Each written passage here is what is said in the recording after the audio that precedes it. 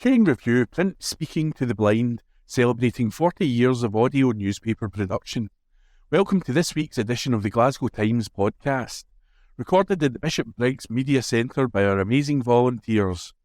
You can get in touch with us via Facebook, Twitter or Instagram using @QandReview. That is @CUEANDREVIEW.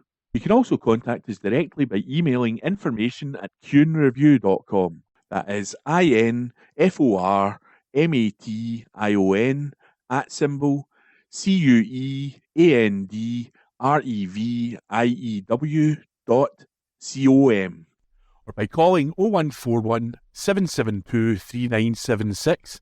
That's 0141 772 3976. From the Glasgow Times, Thursday, 23rd of October, 2025. FAI into death of Margaret Fleming's killer Edward Kearney by Esther Turnai. An FAI has begun into the death of convicted murderer Edward Kearney. A prisoner within HMP Edinburgh, he died on October 15, 2023, while in legal custody and in the care of the state.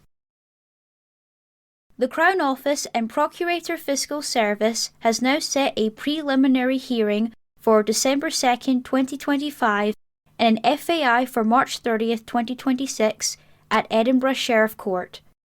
Its purpose includes determining the cause of death, the circumstances around it, and uncovering what steps, if any, could be taken to minimise the risk of future deaths in similar circumstances. Kearney killed vulnerable Inverclyde teenager Margaret Fleming more than 2 decades ago, and coldly refused to tell police what he did with her body. He was caged in 2019 after being found guilty, along with his twisted accomplice Avril Jones, of slaying the 19-year-old girl. The evil pair, who were Margaret's registered carers, killed her between December 18, 1999 and January 5, 2000.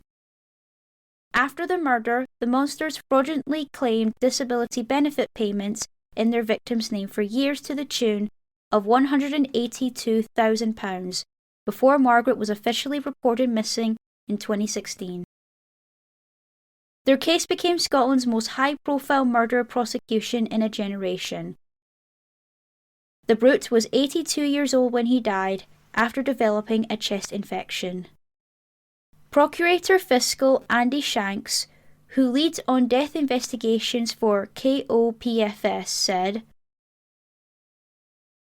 "The Lord Advocate considers that the death of Edward Kearney occurred whilst he was in legal custody, and as such, a fatal accident inquiry is mandatory. The lodging of the first notice enables FAI proceedings to commence under the direction of the Sheriff." This article was written by Esther Turnai. From the Glasgow Times, Thursday, 23rd of October, 2025. 5 people in hospital after fire at Glasgow block of flats. By Esther Turnai. 5 people are in hospital following a fire in a Glasgow block of flats. 999 crews rushed to Hugh Hendon Lane in Hindland shortly after 10 p.m. on Monday, October 20th, following reports of flames. The Scottish Ambulance Service confirmed that 5 ambulances, 2 trauma teams and paramedics were dispatched to the building and 5 people were taken to hospital. A spokesperson said, "We received a call at 10:18 p.m. on October 20th to attend an incident on Hugh Hendon Lane, Glasgow. 5 ambulances, a paramedic response unit, and 2 trauma teams were dispatched to the scene. 3 patients were transported to Glasgow Royal Infirmary, 2 patients to Queen Elizabeth University Hospital, and 1 patient was treated at the scene." A Scottish Fire and Rescue Service spokesman said, "We were alerted at 10:13 p.m. on Monday, October 20th, to reports of a fire within a block of flats on Hugh Hendon Lane in Glasgow. Operations Control mobilised 9 fire appliances and a high-reach appliance to the scene. Crews left after ensuring the area was safe. Police Scotland has not responded to a repeated request to provide a comment." This article was written by Esther Turnai. Read by Libby Wilson. From the Glasgow Times, Friday the 24th of October 2025. From the news section, exclusive. Caring Cabby graduated in Glasgow after mental health struggle. Article is an exclusive written by Ben Waddle. A caring cabby who has struggled with his mental health graduated from university with a top degree. Paul Slevin from Coatbridge graduated with a BSc Honours in Psychology with Counselling from the Open University, OU, in Scotland on Friday, October 24th. The 34-year-old applied to study at the educational institution after receiving support to help manage anxiety and panic attacks, and he's now aiming to help others battling mental health challenges. The caring North Lanarkshire man left school after completing his standard grades, and he currently works as a taxi driver. The young man made the bold decision to apply for university after being inspired by the support he received to cope with his mental health issues. Paul said, "I've struggled throughout most of my adult life with anxiety and panic attacks. Around a year and a half before starting my journey at the OU, I was really struggling with panic attacks and attended a men's charity called Chris's House. I received a block of therapy sessions courtesy of the charity, and it changed my life, and I still to date haven't had another panic attack. After this, I thought about the future and getting back to studying and decided I wanted to learn more about the mind and hopefully in the future repay the favour by being at the other side of the table for someone in need of help." According to the OU, the accessibility, flexibility and affordability of studying with the OU made it possible for him to study for a career in helping people suffering with mental health issues. Paul claims that the part-time fee grant was very important and it is unlikely he would have been able to afford to study without access to it. While studying, the Coatbridge man continued his work as a taxi driver to earn an income. He also invested in a MacBook at the start of his degree to study at home, and later bought an iPad that he could use while at work. Paul added, "Working in the taxi, especially during the week, can be quiet times. Normally, I would listen to audiobooks or waste time on my phone. I started by bringing out the module textbooks and a notepad, but decided to get an iPad. With this, I could download module content, textbooks, and eventually I linked it to my phone's hotspot so I could work on essays to utilise my time. By doing this, I was able to learn and work on essays while I was working, so I didn't have to lose out on working to study." However, during his second year of studying, Paul's taxi was unfortunately damaged in an incident in the lead up to Christmas, and it took months to be repaired. Following his graduation, Paul revealed he loved studying at the university. He said, "I loved it. It has been more than a decade since I was in an educational setting, and it gave me a sense of purpose. I was excited to learn more. The module content was always engaging, and I enjoyed attending the tutorials live. The lecturers were always interesting, and it was great to learn from them." Since completing his degree, Paul has applied to volunteer with the charity Shout, which is the UK's first and only 24/7 tech service, offering free and confidential advice to anyone struggling with their mental health. He is also considering studying for a postgraduate qualification in cognitive behavioural therapy. "Studying with the OU definitely helped me to volunteer with Shout, as people who tech struggle with varied issues, most of which we covered during the module content. It helped me understand more in detail what these people are going through, and equipped me with the tools to tackle these issues." Ahead of graduating, Paul said, "I'm proud of myself. I said I was going to see it through, and I have. I loved it. It has been more than a decade since I had been in an educational setting, and it gave me a sense of purpose. I was excited to learn more. The module content was always engaging, and I enjoyed attending the tutorials live. The lecturers were always interesting, and it was great to learn from them.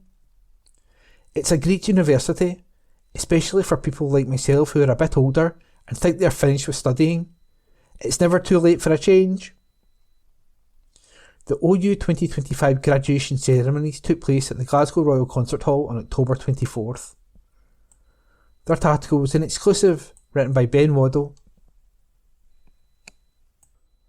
From the Glasgow Times, Friday the 24th of October 2025, from the news section.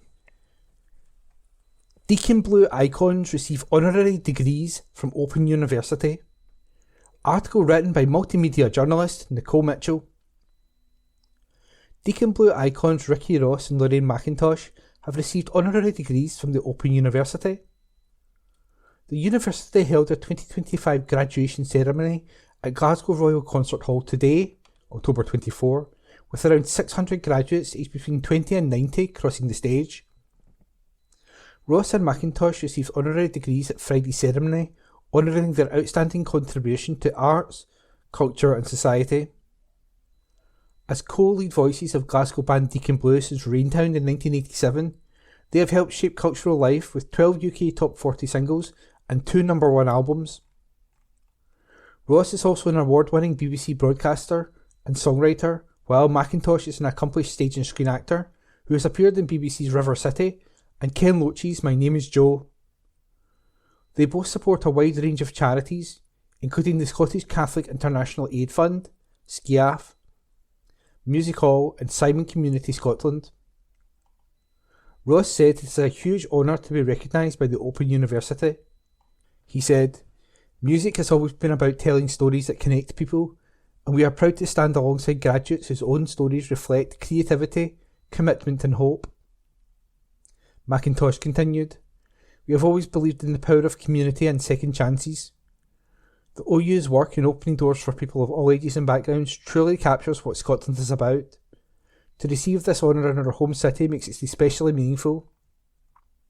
Dr. Fiona Hill, a leading foreign policy advisor to 3 US presidents and a respected author and academic, also received an honorary degree at today's ceremony for her contribution to global affairs, democratic scrutiny and equality of opportunity.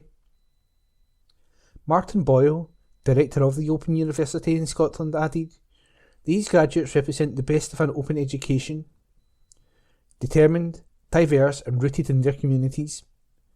Many studied while working or caring, and many are the first in their family to go to university.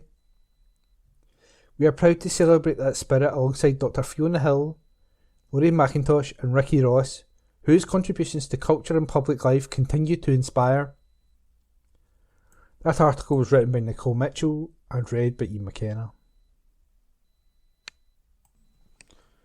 From the Glasgow Times, Friday, the 24th of October 2025, from the news section. 4 teens arrested in Glasgow as £4,000 wedding dresses stolen. Article written by senior reporter Esther Tarnay. 4 women aged between 13 and 17 were arrested after wedding dresses worth £4,000 were stolen from a Glasgow shop. The incident took place on September 22nd, 2025 at a bridal store on St George's Road. These were later discovered.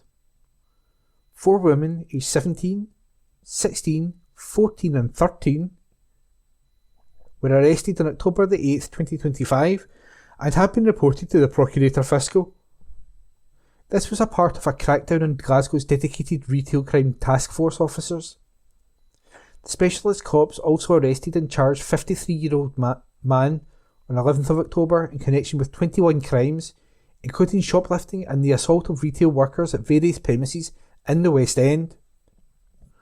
All of the incidents took place between 24th of August and 1st of October, and over £1,000 worth of goods were stolen. A 34-year-old woman was also arrested on 16 October in connection with 24 retail offences that took place throughout Greater Glasgow between the 26th of June and the 6th of October. This spree resulted in almost £3,000 worth of items being stolen from numerous stores. On Friday, 24th of October, a 39-year-old man was also charged in connection with 11 offences, including shoplifting and assaults on retail workers that took place throughout the city centre between 19th of August and 23rd October.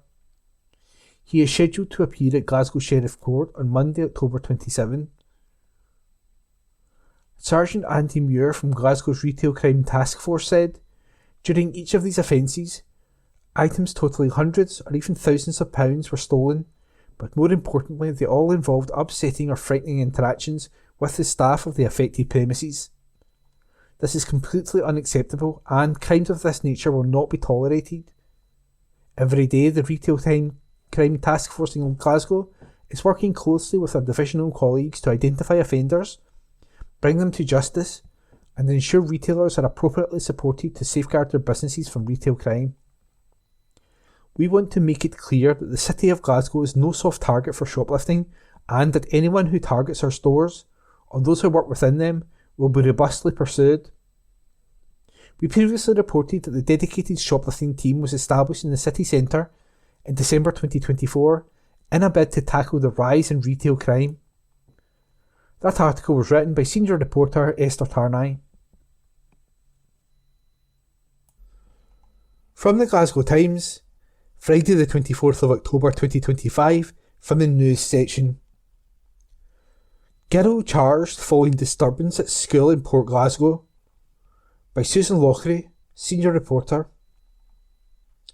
A girl has been charged in connection with a disturbance at a Port Glasgow school. Police officers yesterday attended at the Port Glasgow Community Campus, which hosts Port Glasgow High School, St Stephen's High School and Craigmarloch School, the last for children with additional support needs.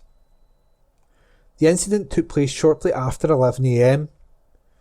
Police Scotland confirmed that a female youth was charged in connection with the incident, and the report has been sent to the authorities concerned. A spokesperson said, around 10:55am on Thursday, October 23rd, officers were called to a report of a disturbance at a school in Inverclyde. A female youth was charged in connection, and a report will be made to the relevant authorities. There were no reported injuries. Education bosses confirmed police were alerted to provide support, but no one was hurt in the incident.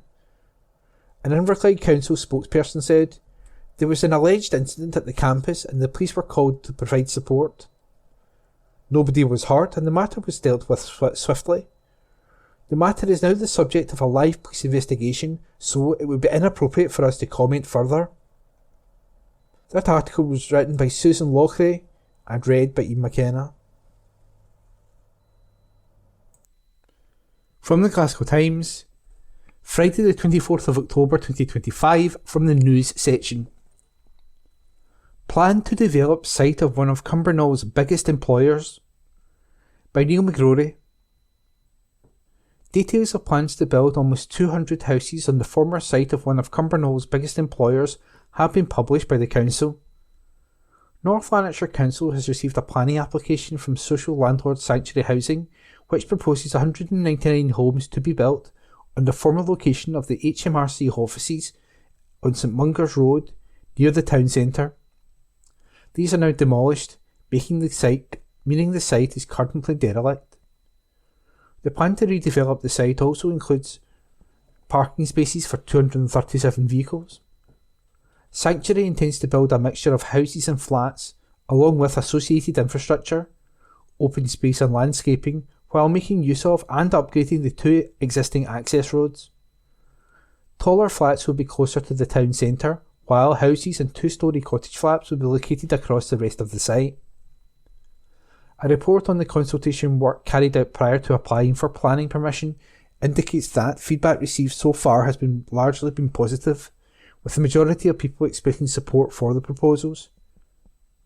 Comments received welcomed the contribution the development would make towards local housing demand, particularly in terms of affordable rented properties, with others highlighting that this housing would feature front and back gardens, the development of the brownfield site, and the plans for open space and play areas.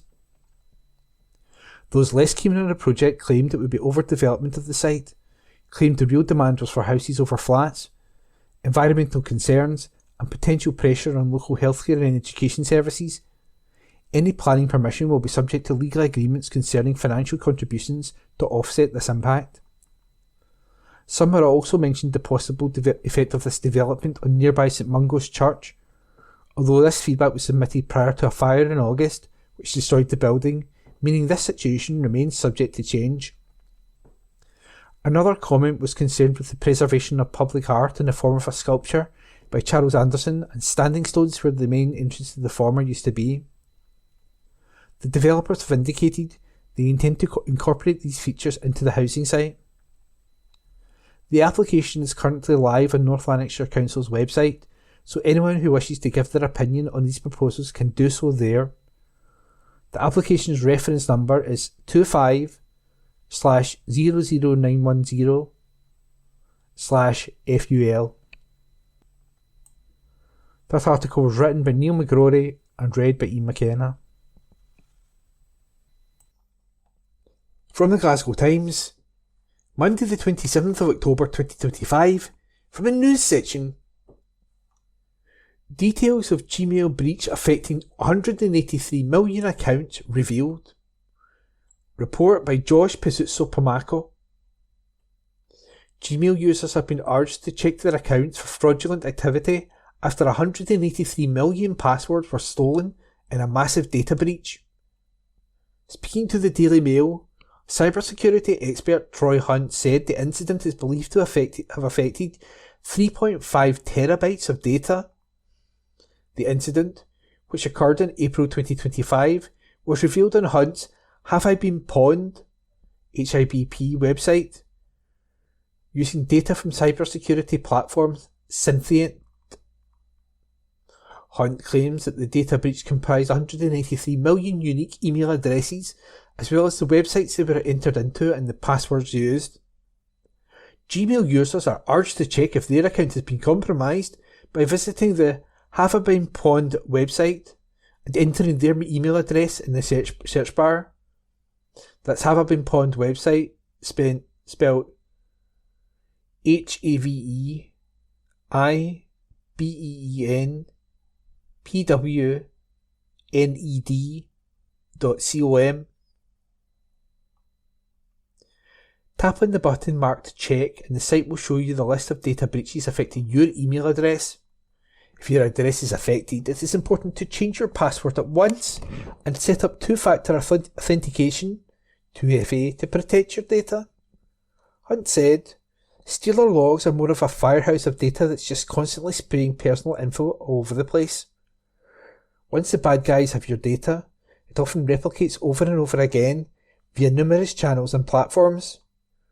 Stealer logs explore the credentials you enter into websites you visit, then log into. Security blogger Graham Clooney said people should not use the same password for multiple accounts. He told the Mail, always enable multi-factor authentication when available for a higher level of protection. We're not talking about one company getting hacked, but millions of people unknowingly having their passwords stolen through malware. With 183 million email addresses exposed, it's possible that many people could be caught up in this without even realising their computers have been compromised. That report was written by Josh Pizzuto-Pomako and read by Ian McKenna. From the Glasgow Times, Monday the 27th of October 2025, from the news section. Family cling to hope as Glasgow busker still missing 12 weeks on, by digital journalist Donald Erskine. The family of a missing busker known to plague in Glasgow are clinging to hope 12 weeks on from his disappearance. Lewis Cuthbert was last seen at around 4 p.m. on Monday, August the 4th, in the Lesmahago Road area of Straven, South Lanarkshire. We reported that the 25-year-old is known to busk in Glasgow and Edinburgh city centres. Lewis, aged 25 at the time, was last seen by his family at his South Lanarkshire home on the afternoon of Monday, 4th of August. He left home at 4 p.m, thought to be on his way to Glasgow city centre to meet and busk with friends. He was last seen in the Lesmahago Road area of Straven. It is uncertain how or whether he arrived in Glasgow, as a storm was expected to hit the Lanarkshire/Glasgow area that day, which disrupted bus services. There have been no confirmed sightings of him since. Lewis's disappearance is considered high risk, as it is completely out of character. Police Scotland and Lewis's family have exhausted all leads on his whereabouts, and they hope to now refresh the public's memories back to the 4th of August in the hopes of pursuing new lines of inquiry. At the time of his disappearance, Lewis was described as white British, 5'10" with a slim build, short brown hair and brown eyes. He was last seen wearing a brown collared jacket with a white sheepskin collar, dark blue jeans with the hems turned up, and brown ankle boots. He was also last seen carrying a backpack with a microphone inside. Lewis's mother, Rosemary, spoke as the search reached its 12th week. She said, "Lewis has things he wants to do in the future. He's very much talented and has a band. He wanted to write a book. He's kind and caring. He works for a mental health charity due to his personal connection with the cause. Lewis is outgoing, very trusting. His brother, dad, grandparents, his extended family and all his friends are worried sick. We really want him back and we think about him every day. He is my best friend." To help the search, the public can visit Lewis's appeal on the Missing People website at www.missingpeople.org/help-Lewis-Cuthbert-005-785.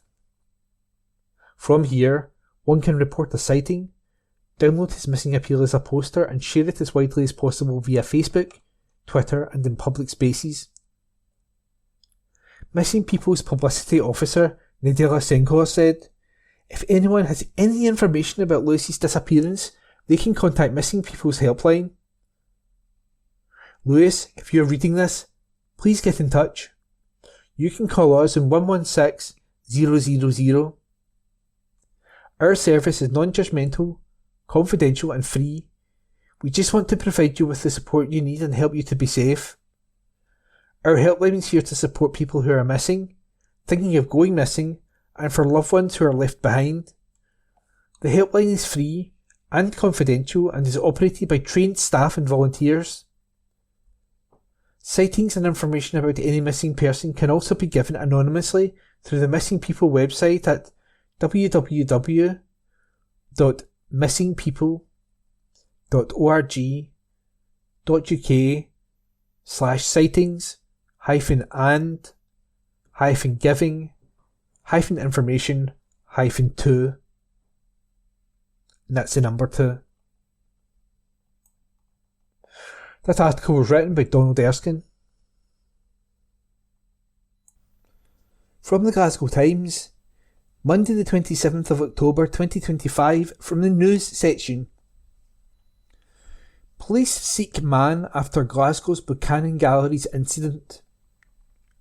By Donald Erskine. Police are looking to speak to a man after an incident at Buchanan Galleries shopping centre in the city centre. The incident occurred on Tuesday, August 12, 2025, between 4 p.m. and 7:30 p.m. The man officers believe may be able to assist them is described as white, approximately 5'10" tall, with a heavy build, short brown hair and a beard. A Police Scotland spokesperson said, "Officers are releasing an image of a man who they believe may be able to assist them with their inquiries into an incident in Glasgow on Tuesday the 12th of August 2025 between approximately 4 p.m. and 7:30 p.m. on Buchanan Street and within the shopping centre. The man who officers believe may be able to assist them is described as white, approximately 5'10" in height, with a heavy build, short brown hair and a beard. He was wearing a black t-shirt, black shorts, a black baseball cap, white socks and grey/black Crocs.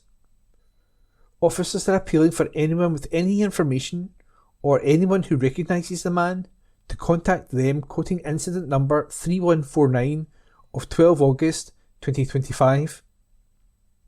Alternatively, please call Crime Stoppers on 0800 555 111 where anonymity can be maintained. That article was written by Donald Erskine and read by Ian McKenna. From the Glasgow Times, Monday the 27th of October, news. Suspected drugs trafficker faces extradition after Portugal arrest. Report by Erin Maguire. A fugitive described as one of the most wanted men in the UK reportedly faces extradition to Scotland after he was apprehended by police in a Portuguese coastal town. Policia Judiciaria confirmed on Thursday that officers had arrested a 40-year-old man in Balakiemi near Albufeira. The man is understood to be William Byrne of Weems Bay. A statement released by Policia Judiciaria noted that he is suspected of criminal association and illicit drug trafficking. It continued, the arrest of the suspect, aged 40, took place in the context of international police cooperation with the National Crime Agency, NCA, of the United Kingdom, in compliance with an international arrest warrant issued by the judicial authorities of the United Kingdom. The detainee is the leader of a criminal organisation dedicated to international trafficking of cocaine and hashish in large quantities and had been on the run for about 2 years after a court decision. In criminal activity in the United Kingdom, episodes of violence and escape from the authorities with attempts to run over are also known. The detainee, a foreign citizen, was in possession of a false identity and will be present at the Court of Appeal in Evora in order to assess his extradition to the requesting country, Scotland.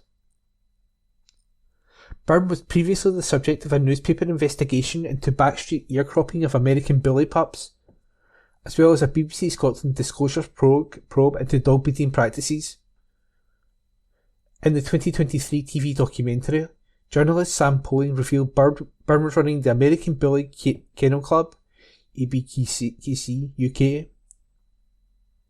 The investigation unveiled footage of pups with freshly cropped ears at the home of ABKC UK judge, a practice which had been described by the RSPCA as appalling. That article was written by Erin Maguire and read by Ian McKenna. From the Glasgow Times, Monday the 27th of October 2025, from the news section.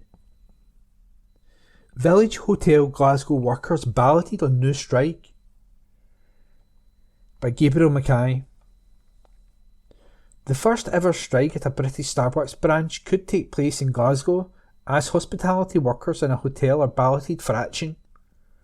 In August, members of Unite Hospitality at the Village Hotel in Govan, following strike action, secured a 10% pay rise, backdated to April and with all tax and national insurance paid, to bring them in line with Edinburgh colleagues. The 3-week strike involved 90% of staff in the food and beverage sector, and was the first in a major hotel chain for close to 50 years, with Jeremy Corbyn addressing their picket on a visit to Glasgow. Members also secured an end to 0 hours contracts, though it's understood anyone wishing to remain on one was permitted to do so. Now, Unite Hospitality members across the pub and grill restaurant in the hotel and the franchise Starbucks outlet will be balloted over whether to go on strike for the real living wage and trade union recognition. In its most recent accounts, VUR Village Hotels Limited posted a profit after tax of £182 million. It is currently in the midst of an £82 million refurbishment and is planning further expansion, and announced in May it had expanded its senior management team. Village is a subsidiary of the American private equity firm Blackstone, which acquired the business in 2024 and reported revenues of $13.23 billion last year.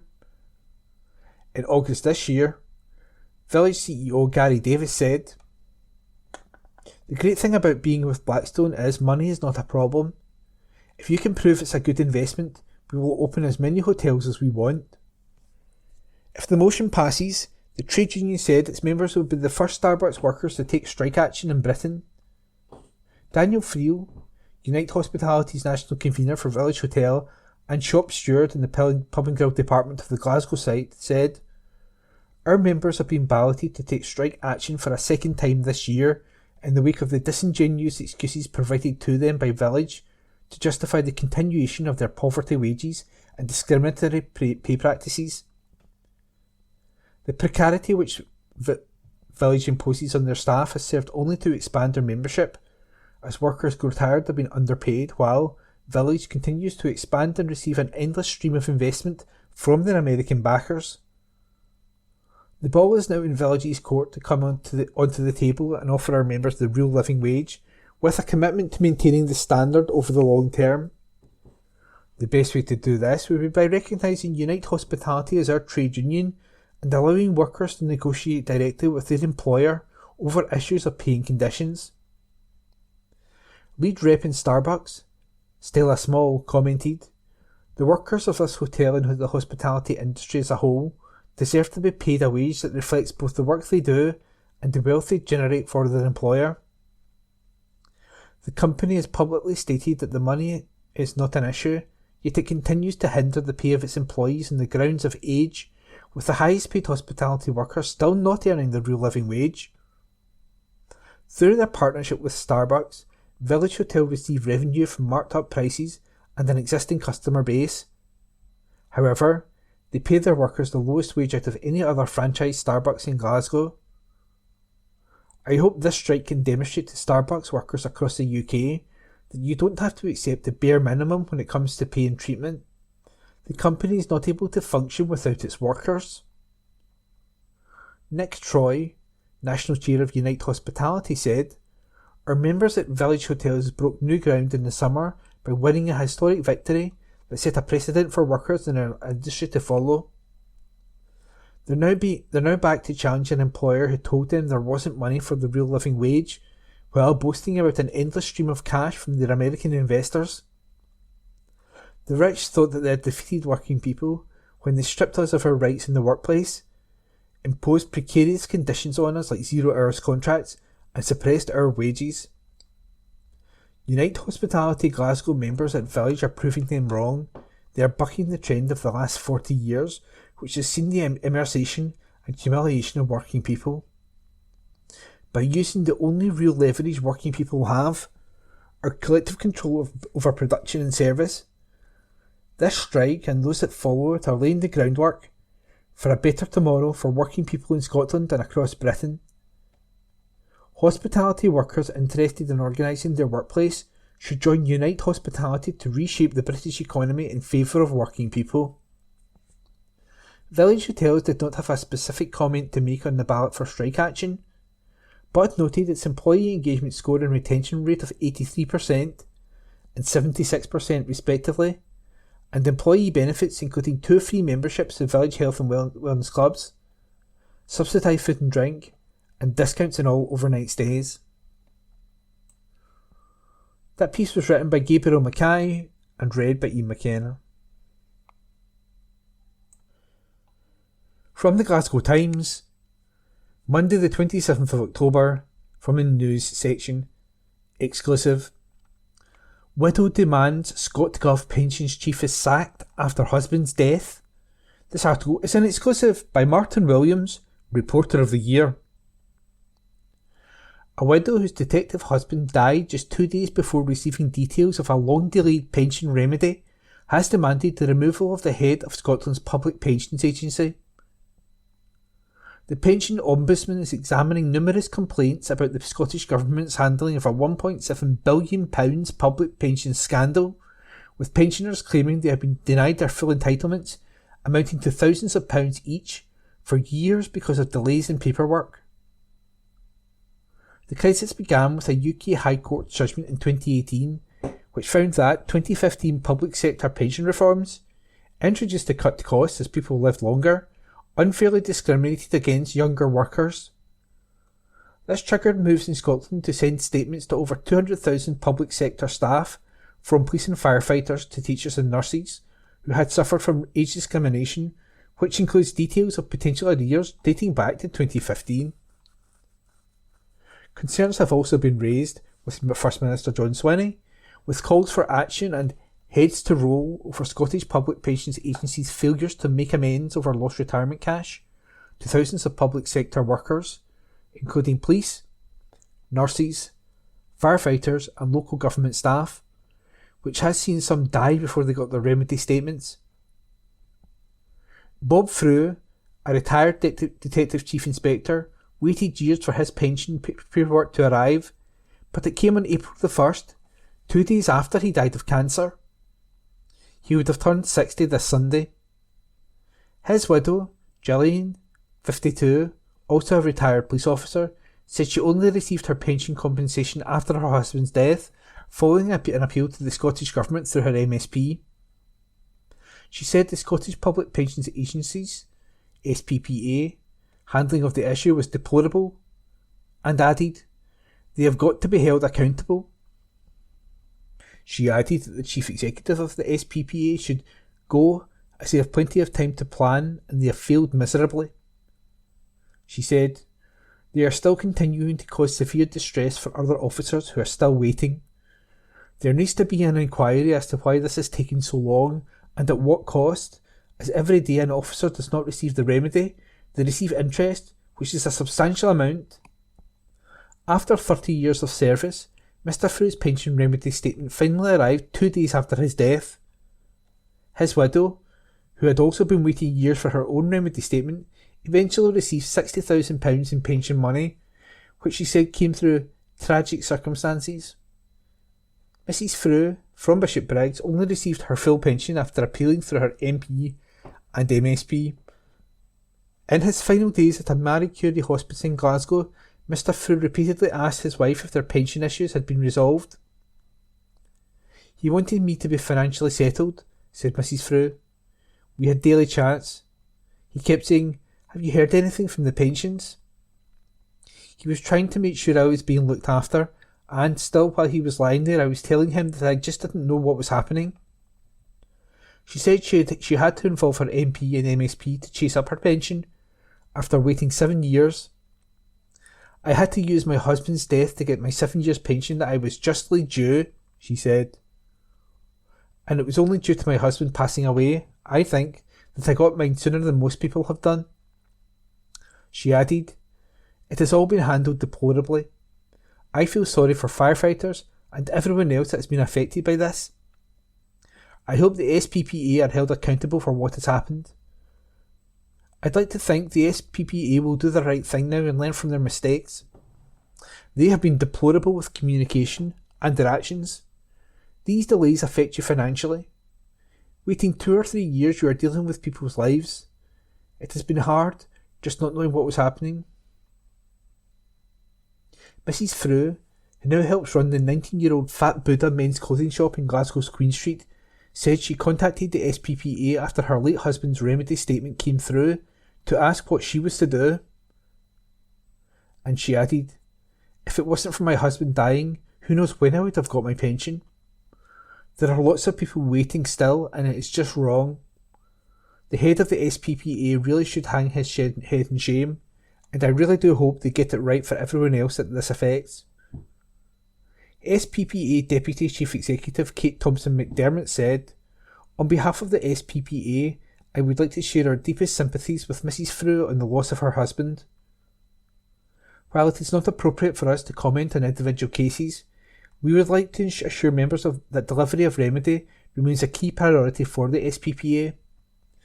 We are continuing to make progress in carrying out the complex processes necessary to provide statements to all of the over 200,000 members affected by remedy." She said they're in regular contact with members, employers, the pension boards and the pension regulator, recognising the challenges we face in delivering remedy are shared by all public service pension schemes across the UK. That article was an exclusive by Martin Williams. Evening Times, October 23. Lifestyle. New documentary to launch as part of STV Children's Appeal. Report by Beth Oliver. STV is set to release a new heartwarming documentary exploring organisations across Scotland that are helping children to succeed. Scottish presenter Jean Johansson will front It Takes a Village, hearing as part of this year's STV Children's Appeal, which funds hundreds of projects supporting children and families across Scotland. The documentary highlights the work of organisations making a difference in young people's lives, with Jean visiting two supported by the appeal, the Yard Inn and the Flexible Childcare Services Scotland, FCSS. The Yard operates in Glasgow and Edinburgh, providing a safe, supportive play environment for families of disabled children.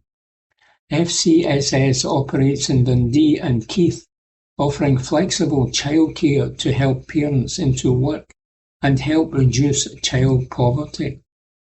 Jean said, "As a mother myself, I recognise the huge importance of having the love and support of a community to help a child to thrive. That community can be grandparents, aunts, uncles and neighbours. But I learned during the filming of this documentary that there are also many incredible organisations across Scotland who are helping children and families to flourish by providing just a wee bit of extra assistance and encouragement. Filming for the STV Children's Appeal never fails to inspire me or leave me with a tear in my eye, and I am delighted to be showcasing how their work with charities across Scotland has a truly life-changing impact on the children who need it most." The STV Children's Appeal, It Takes a Village, airs at 7 p.m. on Friday, October 31 on STV and the STV Player. Report by Beth Oliver. From the Glasgow Times on Tuesday, the 28th of October 2025. From the Lifestyle section. Glasgow author launched new book about her cancer experience, and this article was written by Beth Oliver. A Glasgow author who raised more than £30,000 for a cancer charity has recently launched her new book. Dr. Gillian Sheriffs, who raised the impressive sum for the Beatson Cancer Charity with her debut novel Brodie, has now published her second book, Elephant. The author hopes that this new book will help to inspire open, honest conversations about cancer. Elephant is described as a raw, funny and deeply human account of illness, identity and resilience. Its title is based on the statistic that 1 in 2 people will get cancer, yet it often remains the elephant in the room. Dr. Sheriffs recorded her experience of living with an aggressive form of breast cancer across 800 days, documenting her own emails, messages, tweets and photographs, all while her debut novel Brodie became a bestseller. She said, "Unlike a traditional memoir, Elephant was written in real time, showing the chaos, absurdity and flashes of clarity that come when life tilts. It asks readers and workplaces to talk more openly about illness, empathy and resilience."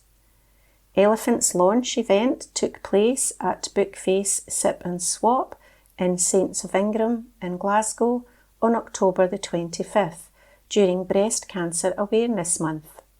During the event, BBC Scotland's Pauline McLean was in attendance to interview Dr. Sheriffs about her work. The event also saw the Bookface community raise another £2,000 for the Beatson Cancer Charity. Heather Sutty, founder of the Bookface group, said, "Gillian's debut Brodie became a bestseller, and it is brilliant and bold, just like this new book, which is a kind and considerate gift for anyone facing a cancer diagnosis. This is our second fundraiser for the charity, which we were all delighted to do." And this article was written by Beth Oliver. From the Glasgow Times on Tuesday, the 28th of October 2025. From the lifestyle section. Scottish SPCA issues urgent plea ahead of bonfire night. And this article was written by Morgan Carmichael. The Scottish SPCA has issued a plea ahead of bonfire night this year. The charity is urging pet owners to stay inside on November the 5th and make them as comfortable as possible, as well as asking people to attend organised firework displays. It comes as SSPCA say loud noises from fireworks can have a devastating impact on pets, wildlife and farmed animals, as they can cause animals to feel stress, panic, and can surmount to fleeing, self-injury and even fatalities. The charity says sometimes animals will panic and flee at the sound of the bang. This can lead them towards danger, such as being the cause of a road traffic accident. Nicola Strachan, Head of Advocacy and Strategic Partnerships at the Scottish SPCA, said, "We always ask that the public enjoy fireworks responsibly and be mindful of the negative effect their use can have on both people and animals. Many pet owners and farmers experience firsthand the frightening effect fireworks have on their animals. It's not just the noise, but the unpredictability. Fireworks can go off at any time, leaving animals terrified and owners powerless to help. We are encouraging pet owners to keep their animals inside during bonfire night and to make sure they're comfortable. We are also asking that people attend organised firework displays where possible. The charity has offered the following advice to the public and animal owners ahead of bonfire night. Attend an organised display where possible. Follow the fireworks code. Be considerate. Check your garden for any unsuspecting wildlife and clear away all debris caused by fireworks. Create a safe space at home for your pet. Walk your pet before 6 p.m, which is the time when legally people can set fireworks off. Bring all pets, including outdoor pets such as rabbits, indoors and ensure they are comfortable and warm. Make sure doors, windows and cat flaps are closed so your pet doesn't get scared and run away. Remain calm and don't make a fuss unless your pet seeks reassurance. Ensure your pet's microchip details are up to date. Put calming background noise on at reasonable volume. Consider the Scottish SPCA's Pause, Play, Relax album, which is available to stream on Spotify and Apple Music. Consult a vet for advice ahead of bonfire night if you're concerned about your animal. If you see anyone using fireworks with the intent to cause harm, please report this to Police Scotland. If you find an animal on its own that is clearly in distress and or is injured, please contact the Scottish SPCA's Animal Helpline on 03000 999 999. For more advice, visit the Scottish SPCA website. Firework control zones have been confirmed for Glasgow's Pollokshields, Govanhill and Broomhouse. The introduction of the zones means it will be a criminal offence for a member of the public to set off a firework anywhere within the zone from November the 1st to November the 10th, 2025. This includes both public and private spaces such as back gardens, although sparklers are exempted. It will also become an offence to launch a firework into one of the designated zones. Police Scotland will enforce the new restrictions. Anyone found breaching a firework control zone can face up to 6 months in prison and a fine of up to £5,000. And that article was by Morgan Carmichael. From the Glasgow Times on Tuesday, the 28th of October 2025. From the news section. Albert Drive in Glasgow closed amid police incident, and this article was written by Morgan Carmichael. Several Glasgow roads are closed as police are on the scene of an incident. Albert Drive, Kenmure Street, Leslie Street and Keir Street are shut due to an earlier building fire at the junction of Albert Drive and Kenmure Street. The blaze was reported around 5:50 a.m. on Tuesday, October the 28th, 2025. We previously reported that emergency services are in attendance. The public is now being asked to avoid the area. Police Scotland and the Scottish Fire and Rescue Service have been contacted for comment. And this article was by Morgan Carmichael. From the Glasgow Times on Tuesday the 28th of October 2025. From the news section. Children First reports surge in demand for wellbeing support. And this article was written by Beth Oliver. A leading Scottish charity has reported a surge in demand for its children's emotional wellbeing support services. Children First, Scotland's national children's charity, has helped more than 1,000 additional people this year compared to last. More than 60% of the children the charity supports are dealing with issues related to their mental and emotional health. Children First provides practical, emotional and financial support to children and families, helping them recover from trauma and harm. A survey by the charity found that online harm is the top threat identified by children and young people themselves. Amelia, 14, is supported by Children First, was targeted by an online abuser. She said, "I was in a Snapchat group with about 10 other teenagers, all my age and from near where I live. A new guy joined, and when he started sending indecent pictures, I realised he was only pretending he knew us. Some of my friends thought it was a laugh and that we should just sort of shrug it off, but my Children First worker has been helping me understand what's safe in relationships, and I knew that we shouldn't just let it go. I told an adult I trusted, and we reported it to the police. After he left the Snapchat group, the abuser tried to contact me directly. I blocked him, but it's scary that he didn't just go away. If I hadn't already been through some of the awful things I experienced when I was little, didn't have adults around me that I trust, and wasn't being supported by Children First, something even more terrible might have happened. I want other young people to know how easily something like this can start, that if it does, it's not their fault, and that they must speak up and get help to make it stop and keep themselves safe." To address the growing concern, Children First have published a manifesto ahead of the Holyrood 2026 elections, urging the next Scottish Government to treat online harm as a public health crisis.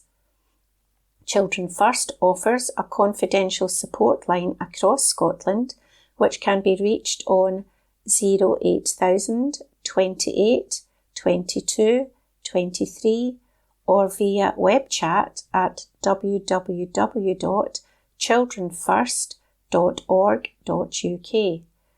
The support line operates from 9 a.m. to 9 p.m. Monday to Friday, and from 9 a.m. to 12 p.m. on Saturdays and Sundays.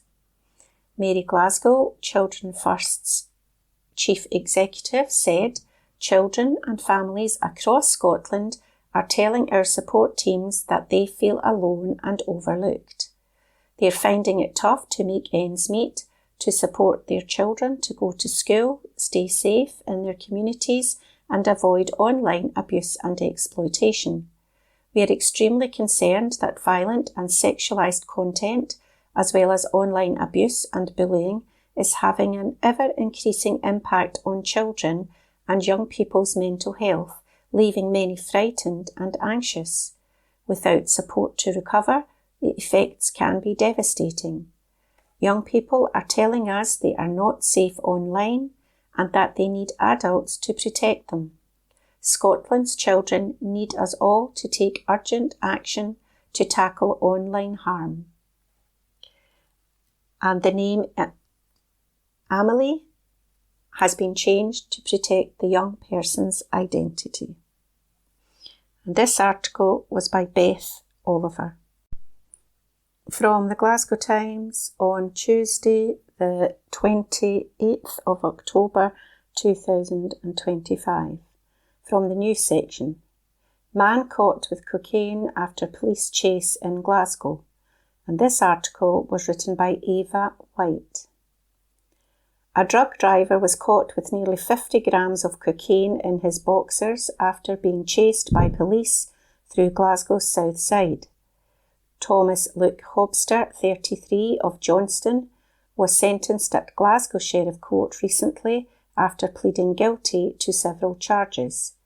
He admitted to dangerous driving, being concerned in the supply of a controlled drug, cocaine, and driving whilst the proportion of cocaine in his blood was 51 micrograms per litre.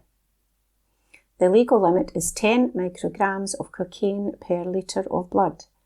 The court heard that at around 7 a.m. on July the 9th, 2024, police were carrying out patrols in the city's south side due to the area having an issue with substance misuse. At 1:30 p.m, officers saw Hobster driving a blue Volvo, and as they were aware of recent intelligence that he was using his car to sell drugs, they decided to stop him for a search.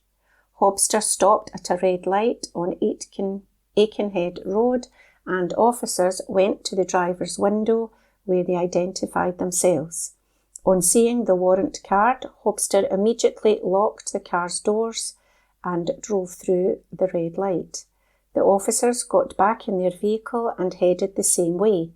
Hobster drove at speeds in excess of 80 miles per hour, overtaking stationary vehicles to the danger of oncoming traffic for a sustained period of time.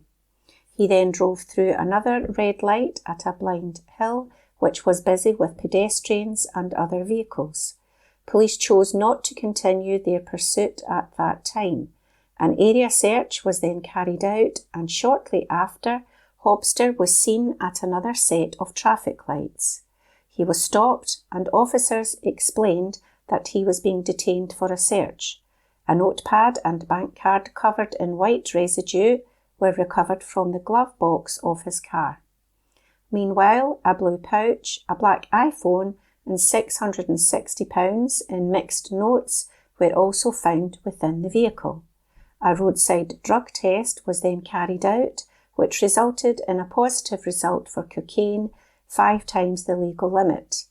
Hobster was taken to London Road Police Station, where a further search found a bag containing 49.2 grams of cocaine with a value of £1,360 hidden in his boxers. Addressing Hobster's lawyer, Sheriff Vincent Lunny said, 49.2 grams is certainly not for personal use, but that's not the main issue here, bizarrely. It is well past the custody threshold for a number of reasons. He had 51 micrograms of cocaine in his system, being chased by the police. The cocaine consumption, when was that? He was on the car radar from intelligence. This wasn't a random stop.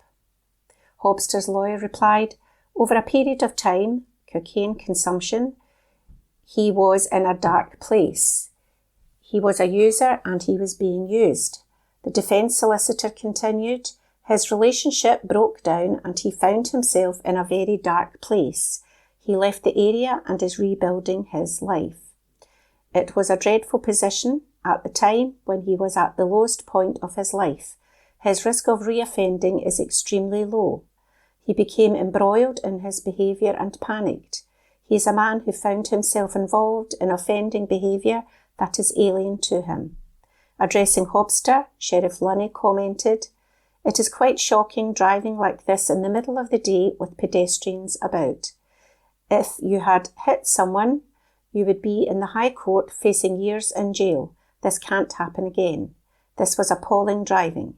Sheriff Lunny disqualified Hobster from driving for 42 months and placed him on a community payback order with 300 hours of unpaid work and 12 months of social work supervision. This was a direct alternative to custody. And that article was by Ava White. From the Glasgow Times on Tuesday the 28th of October 2025. From the news section. Sterling Home brings festive cheer to Chaz families. And this article was written by Beth Oliver. A family-owned furniture retailer is helping to brighten the festive season for families in need. Sterling Home has donated Christmas decorations and furniture to children's hospices and hospitals across Scotland to help create warm, inviting spaces for families to enjoy together. The donation supports children's hospices across Scotland, CHAS, a charity that provide care and support for children with life-shortening conditions and their families. The donated items, including cushions, throws, garlands and table runners, will be used to decorate and refresh homes in children's hospitals and hospices. Ewan Graham, Buying and Marketing Director at Sterling Home and a third-generation family owner, said, "At this time of year, we are reminded more than ever of the importance of community and the joy that comes from giving back. We are honoured to support Chaz in creating warm, welcoming spaces where children and their families can experience the magic of Christmas together. Our hope is that these small touches of comfort and festive cheer help bring smiles and special moments to those who need them most this year." Sterling Home has supported Chaz for 18 years and also hosts a Chaz library in its Mill Cafe at the Tillicoultry store and other cafes across its estate. The libraries feature donated books, and through initiatives like this, the retailer has raised more than £115,800 for the charity to date. Lindsay Stobie, Community Fundraising Manager at Chaz, said, "We are so grateful to Sterling Home for their generous donation and continued support of Chaz. Their kindness will help bring comfort and festive cheer to the children and families we care for across Scotland this Christmas. Gestures like this make such a difference, reminding families that they're not alone and helping to create special moments of joy during what can be a very difficult time." Sterling Home's festive donation coincides with its Get Ready for Christmas event, which launched recently across all 8 of its stores. The event marked the unveiling of the retailer's Christmas ranges, with customers treated to goodie bags and exclusive offers. Sterling Home, which employs more than 200 people, has more than 50 years of experience in helping customers create comfortable and stylish homes. The retailer offers pre-Christmas delivery on furniture items until December the 8th and on homewares up to the final week before Christmas. And this article was written by Beth Oliver. From the Glasgow Times on Tuesday the 28th of October 2025. From the news section. Women assaulted after 3 men rob house in Steps. And this article was written by Morgan Carmichael. A woman was assaulted after 3 men robbed a house in North Lanarkshire. The men, who are described as being between 25 and 30 years old and dressed in dark clothing, entered the house in the Laundry Lane area of Steps.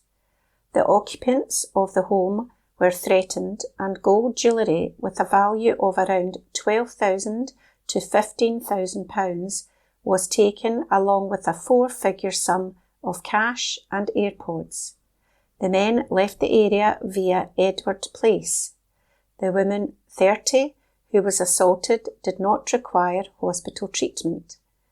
The incident took place between 6:30pm and 7:30pm on Sunday, October the 26th, 2025. Officers are now appealing for information. Police Constable Ross Dalrymple said, "The occupants were left very frightened by what happened, and our inquiries are ongoing to trace those responsible. We are asking anyone who saw anything suspicious in the area before and after the incident to get in touch.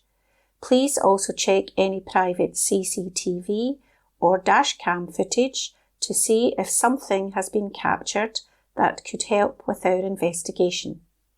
Anyone who can help is asked to contact Police Scotland on 101, quoting incident number 2784 of Sunday, October the 26th, 2025, or call Crime Stoppers on 0800 555 111. And this article was by Morgan Carmichael. This is from the Glasgow Times on the 29th of October 2025. From the news section, and the headline reads, Clydebank mum abducted by ex hopes he gets help in prison. This article is by Tristan Stewart Robertson. A woman left with nightmares from the abduction by her ex says she hopes she gets the help he needs in prison. James Cummings pleaded guilty to abducting and attacking her with a knife, all on the same day he was freed on bail. The 34-year-old was given bail at Dumbarton Sheriff Court on April 19th this year. Then, at a property in Clydebank, he brandished a knife at his ex, demanded she go with him, uttered threats of violence towards her, and dragged her by the body. He detained her against her will and assaulted her, striking her in the hand with a knife and repeatedly trying to strike her on the body with the knife. The crime was aggravated by being against a partner or ex. On the same day, at the Premier Mint Below superstore in town, he threatened to stab a shop worker with the knife. Speaking after he was jailed, his former partner said, "We both met and grew together through addiction, and not once had he done anything like that to someone else. I do hope he gets the help he needs and focuses on sobriety." Cummings appeared from custody at Dumbarton Sheriff Court on October 21st for sentencing. Despite pleading guilty, Sheriff Maxwell Hendry pointed out the man had then suggested that his ex brought the knife, produced it, and harmed herself. Defence solicitor Kenny McGowan said his client had no memory of the incident. A letter from Cummings was passed to the sheriff. After reading it, he said, "Yes, well, it's a good letter." Mr. McGowan said his client expresses abject remorse for his actions. He was engaging with services in advance of this incident, he said. His position is he has been engaging with services whilst in custody. Sheriff Hendry said he should be looking for as much help as he can get. He turned to Cummings and read some of the victim impact statement from his ex. She said, "I live in fear in my own home, a place that should be safe for me. She has panic attacks, nightmares, and an overwhelming sense of distrust. The woman suffers flashbacks and struggles to sleep. I fear for my safety and the safety for others if he is not held fully accountable," she wrote. The sheriff said his sentencing powers were limited. He considered sending the case to the High Court for a longer punishment. He said he decided against that 10 minutes earlier. "If you were to be violent to someone in the future, then I would expect you to be prosecuted in the High Court or remitted to the High Court for sentencing." He then jailed Cummings for a total of 42 months, backdated to August 27. When he is released, he will be supervised for a further year. His ex will be protected from Cummings for 5 years. This article was by Tristan Stewart Robertson. This is from the Glasgow Times on the 29th of October 2025, from the news section, and the headline reads, Prison staff feel unsafe as numbers rise in Scottish jails. This article is by Morgan Carmichael. Prison staff feel unsafe inside Scottish jails and are struggling to maintain order as the number of prisoners hit a record high last week. The Scottish Prison Service revealed on Sunday that the number of prisoners was 8,430 last Tuesday, though by Friday it had dropped to 8,391. Scotland's prisons were only designed to hold 7,805 people. One of the main reasons for the surge is the increase in long-term sentences of 4 years or more, with the long-term population rising to 4,012 more than 600 higher than 2 years ago. This comes after a period of emergency early release last summer and the introduction of the Prisoners Early Release Scotland Act 2025 earlier this year. The Act changed the point of release for all eligible short-term prisoners from 50% to 40% of their sentence. While this provided relief for prisons facing overcrowding, populations have continued to rise sharply since then. Speaking on BBC Radio Scotland today, Phil Fairley, the Assistant General Secretary of the Scottish Prison Officers Association, said, "The biggest worry for us just now is staff. I think feel unsafe inside the prisons. I don't think they feel they've got proper control.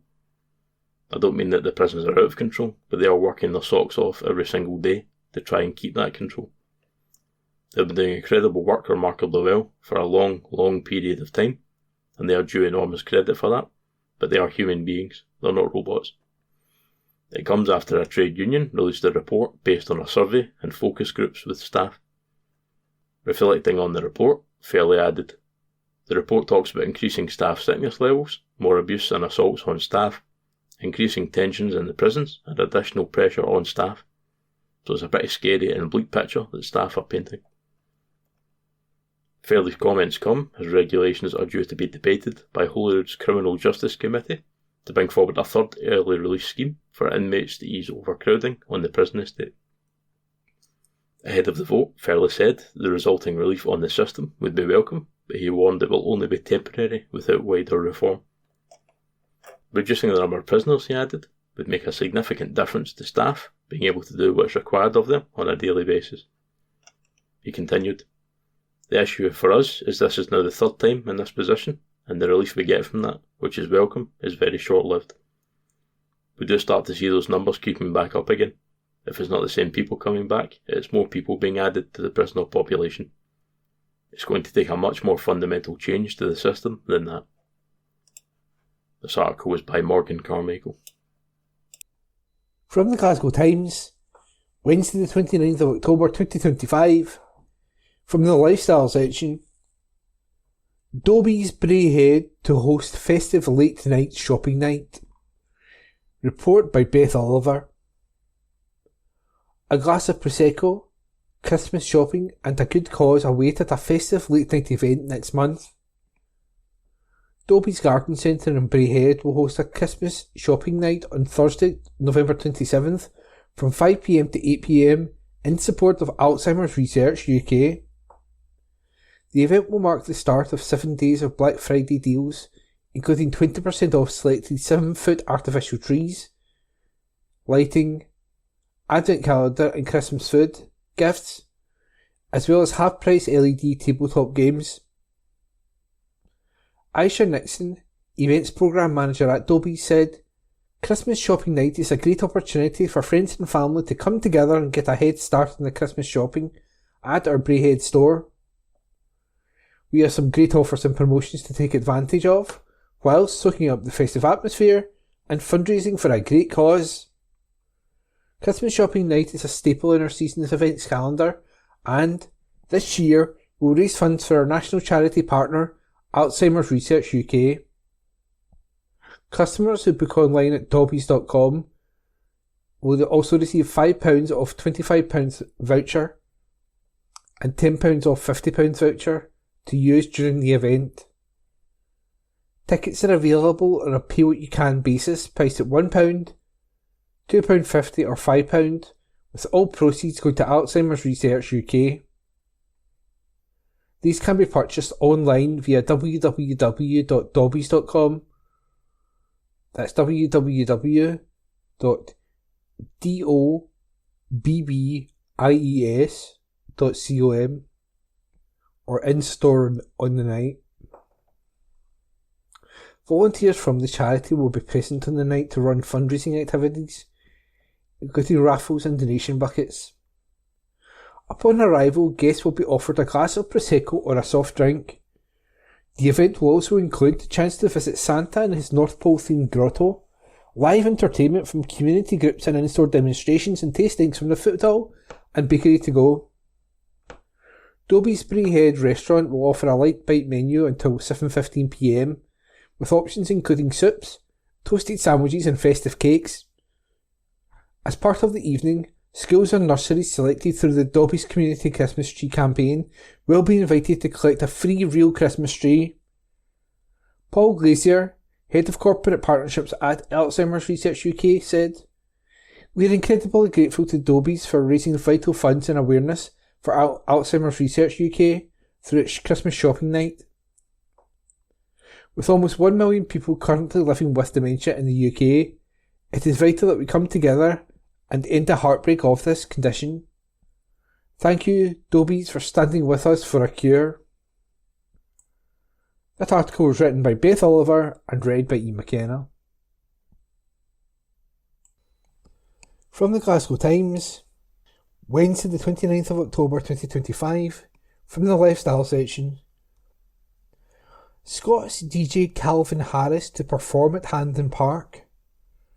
Article written by Morgan Carmichael. Scots DJ Calvin Harris is set to perform at Hampden Park in Glasgow. The We Found Love star will take to the stadium stage on Saturday, August the 1st, 2026. Special guests are yet to be announced. Tickets for the show will go live at 10 AM on November the 7th. Gigs in Scotland will run a pre-sale from the 10 AM on November the 5th. To purchase tickets from Gigs in Scotland General and pre-sale, go online to www.gigsinscotland.com/artist/Calvin-Harris. There will also be an artist pre-sale from 9 AM on November the 5th.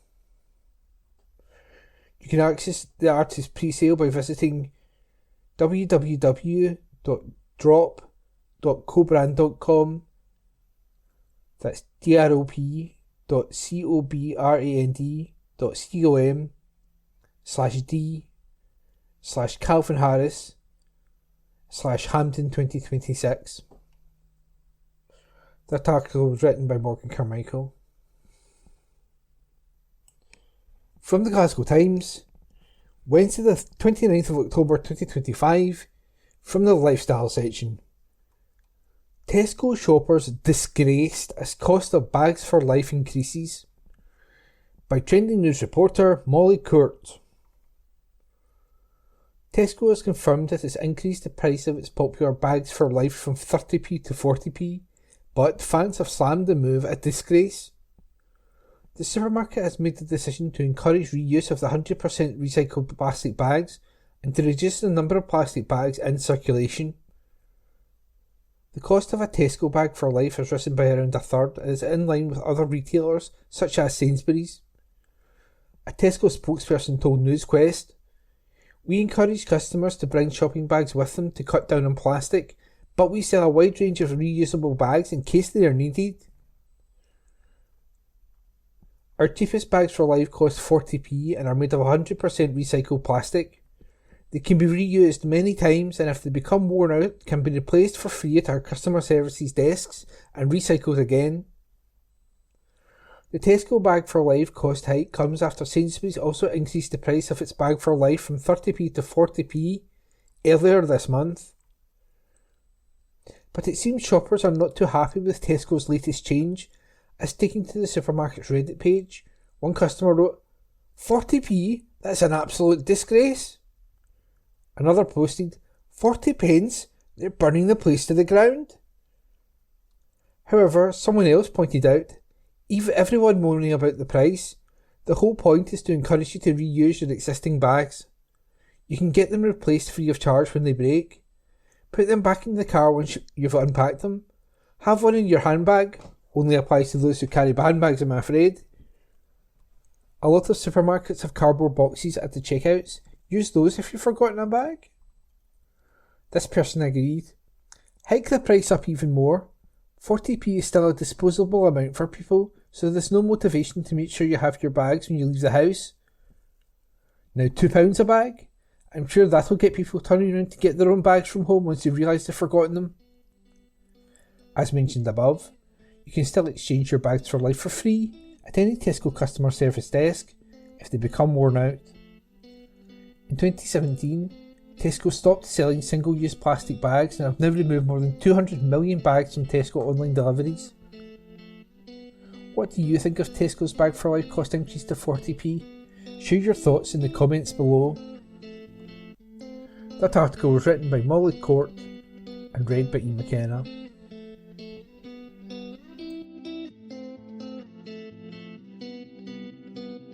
That concludes this week's edition of the Glasgow Times Podcast. Please remember to subscribe to our channels at Q and Review and to tell your friends about our service.